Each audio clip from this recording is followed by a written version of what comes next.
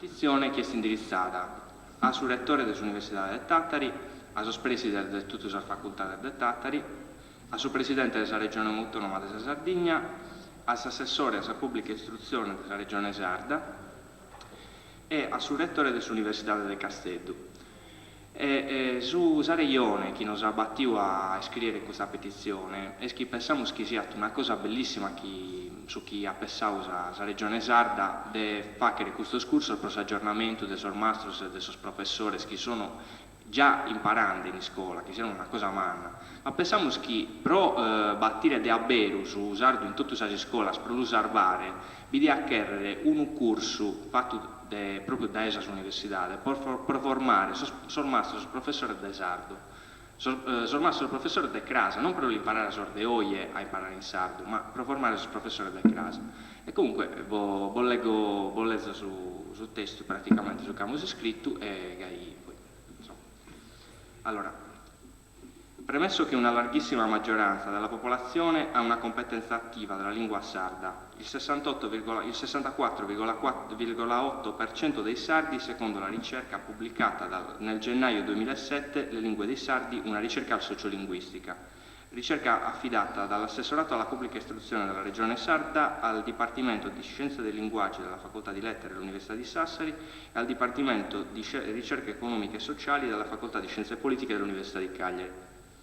Premesso che la percentuale sale fino a comprendere la quasi totalità dei sardi se consideriamo sia coloro che hanno una competenza attiva e sia coloro che hanno una competenza solo passiva della lingua sarda, il 97,4% per l'appunto secondo la succitata ricerca. Premesso che nonostante la percentuale di coloro che hanno una competenza attiva della lingua sarda scenda tra i giovani, rimane comunque sopra il 50% anche nella classe di età di 15-24 anni,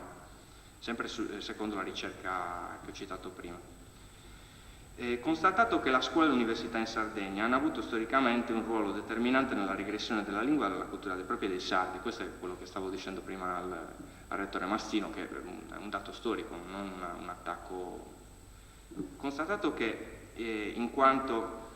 strumento di un preciso progetto volto ad omologare linguisticamente tutti gli abitanti dello Stato italiano, la scuola e l'università in Sardegna sono state tra i responsabili di una durissima repressione linguistica. Constatato che questa prassi educativa ha svilito negli studenti e negli scolari la considerazione della propria lingua e della propria cultura e ha inculcato nella loro mente insicurezza, alienazione linguistica e a volte sentimenti autorazzisti. Considerato che il sardo è la lingua nella nostra società e in molti contesti lo è anche più dell'italiano, ad esempio è la lingua più usata in molti comparti produttivi, come ad esempio la pastorizia, l'agricoltura, l'edilizia e molti altri. In più in generale è la lingua propria delle classi lavoratrici sarde. Considerato che a moltissimi bambini e ragazzi ancora oggi viene negato il diritto riconosciuto dalla legge dell'Unione Europea dello Stato italiano di ricevere un'istruzione nella propria madrelingua. Considerato che tutti gli studenti e gli scolari sardi che non lo sanno parlare hanno il diritto di imparare il sardo, la lingua propria del loro popolo e il codice che gli permette di interagire con la propria realtà e di integrarsi e identificarsi appieno con la propria cultura e la propria società. Considerato che tutti i sardi hanno il diritto di esprimersi nella propria lingua in tutti i contesti, ivi compresi gli uffici pubblici, le scuole e l'Università della Sardegna. Considerato che i guasti causati dalla scuola può rimediare solo la scuola, e perciò è necessario iniziare quanto prima l'insegnamento del sardo e della didattica in lingua sarda in tutte le scuole di ogni ordine e grado della Sardegna e l'insegnamento delle altre lingue parlate storicamente dai sardi, l'agherese, il carlofortino, il turitano, il gallurese e di tutta la didattica in queste lingue nei comuni dove sono parlati.